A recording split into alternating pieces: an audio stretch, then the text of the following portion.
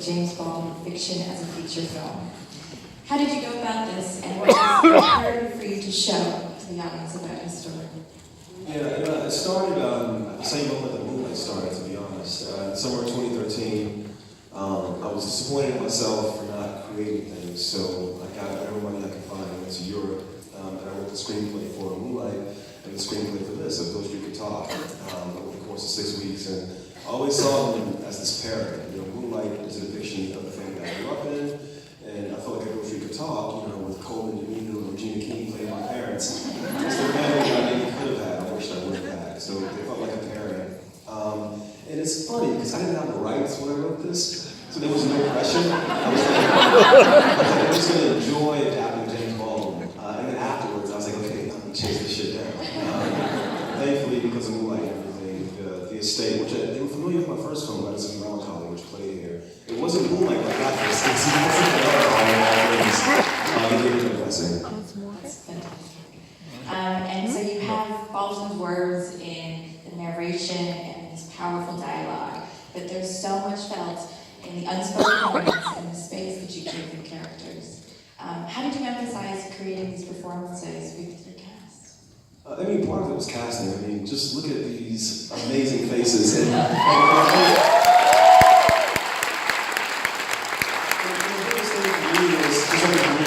at the same time, it's quality in their eyes, but they also have amazing hearts. We were all just backstage crying in another prayer circle.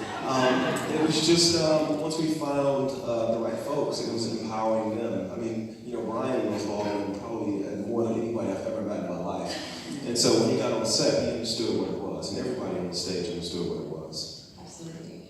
And, maybe we could talk about Daniel's scene, that most amazing scene, when he talks about when you feel this fear. And I found this quote from the original New York Times review of the book, and Joyce Carol Oates. She said, "The most devastating weapon of the oppressor is that of psychological terror." And I feel like this is a theme that's throughout the film, but especially in that scene at the kitchen table, speaking. So if you just want to talk about this specific. Yeah, which one? Stefan, yeah. I am so emotional right now. I think what was so important to show, and I think that what Barry wanted to showcase, is this sense of connection between these two men, and how it feels like the chips are constantly stacked against us. And we're sitting at a table that's like a bathtub with wood on it, and we're talking about just what it's like to leave your home and know that people, bring it together, Brian. To know that there are people who don't want you to win, to know that people are going to hate you because of your skin, to know that people are going to hate you because you are a black man in this society. And I think Fonnie and Daniel, just the unspoken moments. This is my first time saying it, by the way, so I'm just like, woo. But that moment, doing that moment with Barry was so, I can't even put it into words. Like you felt the chill in our blood, and you felt the anger, and you felt the sorrow, but then you see the love, and you see the friendship, and you see the coming together of this communion, and just like the welcoming home of this man, and the bringing us back together. And it exists. That's the thing, Barry, that I have to say is that Black love is fucking beautiful.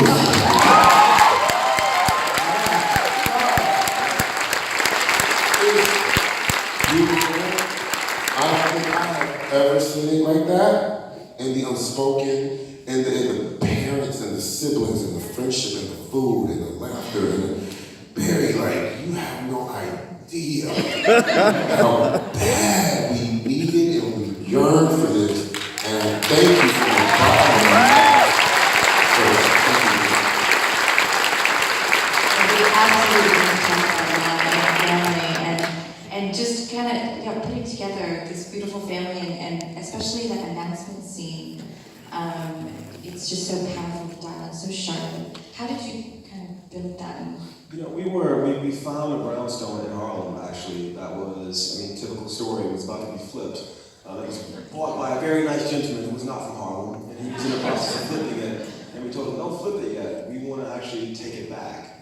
years. And you want to take it back 4 years? And then we were like, oh, it's the director of Moonlight. You can tell me they made the James Bond movie in the house. And so we got the house. And it was kind of this thing where it was like the Hunts, you know, Coleman and Regina and Kiki, they were all kind of living there. And Stefan would come over and visit, more or less. And so it was this really beautiful thing. The patina, our production designer, Mark Friedberg, is an amazing production designer. He just went to the end of the earth to make sure you walked in that place and you felt you were walking in your grandma's house on April 23rd, 1973. So once we built the whole thing, we kind of just pulled the cord and let the actors kind of have their way, you know. And I think I remember Michael Beach, his birthday was on the day when we were shooting in the house, and everybody just broke out singing Stevie Wonder Happy Birthday. And it was like, are we making a movie or are we just having fun? And then, so I just wanted to talk to Regina about this scene where she goes to visit Victoria and kind of addressing the ethnic other that is so powerful in this story. When you reach out and you touch her cross and say "daughter," and her visceral reaction to that. Tell me about that scene for her. Well, those were Baldwin's words. I mean, actually reading the script is funny because I talked to Barry about it and I was like, "Daughter? Really?" And he was like, "Yeah, try it. If it doesn't work." And we're there, and it felt like that was the only way Sharon could try to get to her, you know, to appeal to truly the woman within, because every woman has been a daughter, you know, and like Ryan, I'm still a little stunned right now. This is my first time seeing it. But daughter was the only name to call her to try to make the connection. It made perfect sense in the moment. And so I have to come now to Stefan and Kiki and your beautiful romance. This I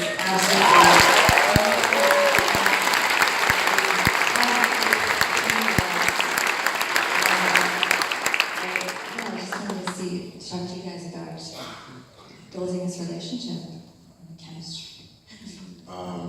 Well, I mean, it was, you know, everybody, this is Kiki Lane's first feature film.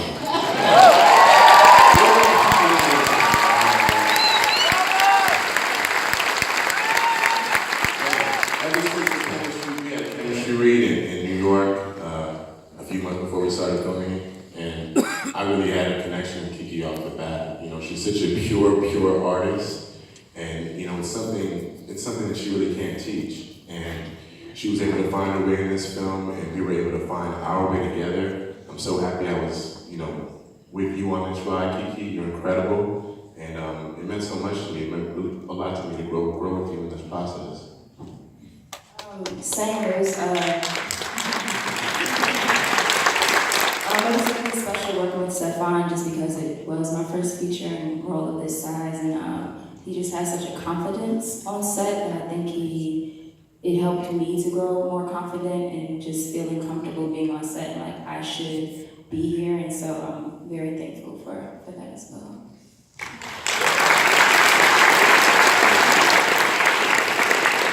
So one line that resonated, I think, for a lot of people that I spoke with after seeing this film was Dave Franco's line when they go to the apartment and he says, "I am my mother's son." That's the difference. It's crazy. It's not in the book. It's one of those things where Dave was there and we were talking about it, and I don't know why, I just felt like, one, that character, again, the whole thing of this process is about fidelity to the material. And I thought the book is so angry in places, so angry and a bit bitter. Yet this character Edie appears, and it's like, oh my God, here's like this Jewish hippie dude. And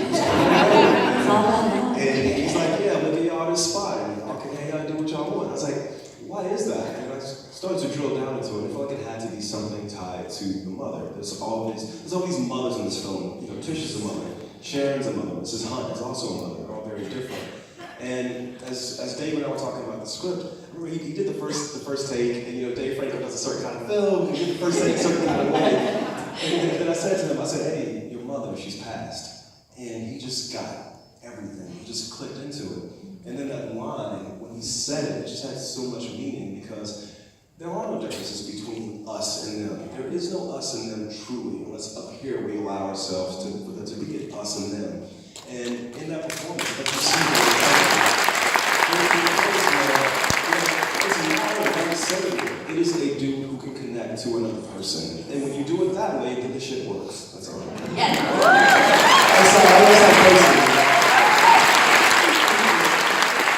Okay, so we have a little time for some audience questions. So I'll take one at a time. Yes, so the question was about this incredible score and composition and kind of bringing it together with the story and time. Yeah, the score was done by Beale Street Could Talk, the score for Moonlight. And I actually will say right now, take a moment, our cinematographer, James Laxton, is here. I see him right now. Can you stand up now? Our editor, Jordan Jones, is here also.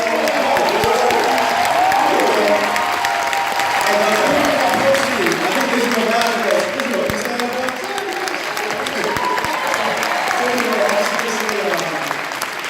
When Nick and I started the score, Baldwin writes actually a lot of music in the book, and we started to pull some of that music from the book, but that music is very expensive because it's owned by major corporate labels now, and so we backed off that a little bit. But there's this notion of jazz. Baldwin's father was born in New Orleans, and he was a jazz man. And so we started out by pulling all this jazz, John Coltrane, Miles Davis, and the scene with Brian and Stefan, that piece of score is called PTSD, of course. And we take kind of blue and we basically blend it with our score. But Nick and I started out working with horns, and the horns were great, but you knew what you were feeling. And so in the score, we have a lot of cellos playing jazz horns. It's like cellos playing jazz sort of notes and jazz registers. And it just became this thing that evolved as we cut the picture. My favorite piece of score is there's this moment where Regina is taking off this wig in the mirror, and it's like it's a takeaway from the piece of score that accompanies one of the stages of love that Tish and Fanny go through. And there was just this really organic process of Nick and I watching the film and taking the energy from the actors and putting it into the score. The piece where the officer accosts these guys at the grocery store is called Hypertension. There's a lot of shit that black folks deal with. That's named the score in this film.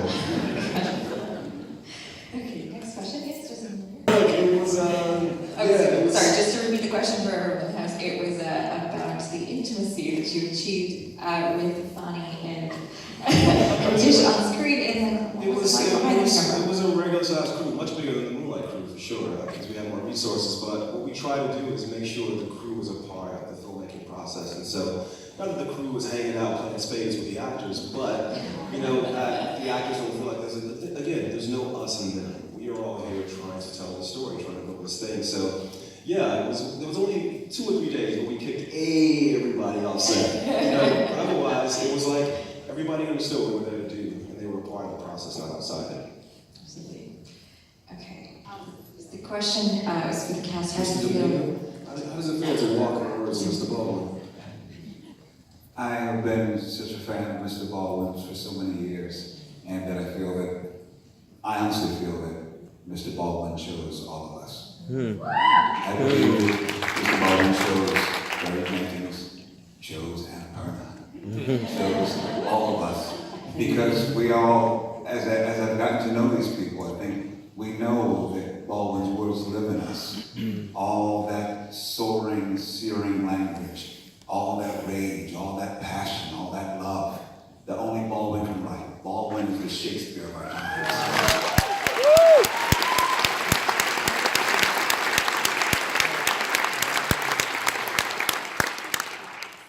We have time for one more question. The question is, if there was one scene that just really clicked for all of you, that you knew that this was going to be something big. Well, it's a complicated question. I think for me, the scene with Brian and Stefan was the one that really solidified what we were doing.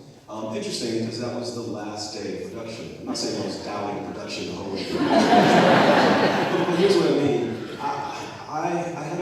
I felt very deeply with this film. Even though it's set in 1974, 1973, it was relevant to today. And I'll tell a story I've never told before.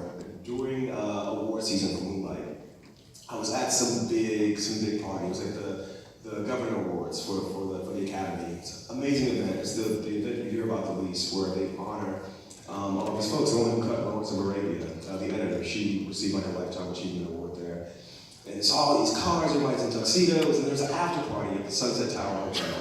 And the Sunset Tower Hotel is this hotel that it's very hard to get in and out of. Like the valet line is very short, so cars come in, they go out, they come in, they go out. So I'm at this party, and I was trying to get to my homeboy Justin Simeon's after party for his show. I'm trying to leave the Oscars to go to Dear White People.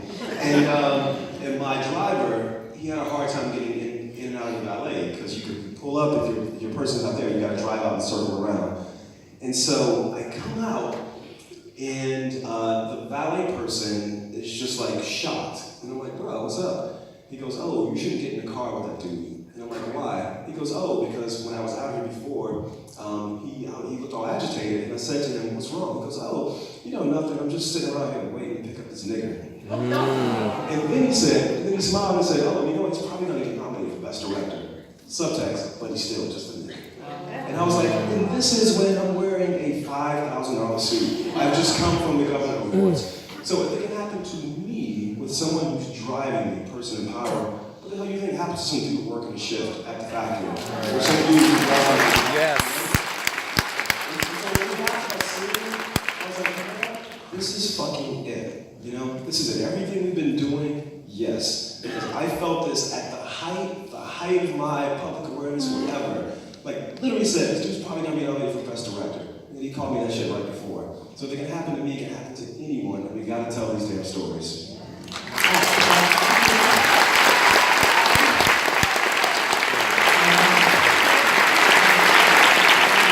Thank you.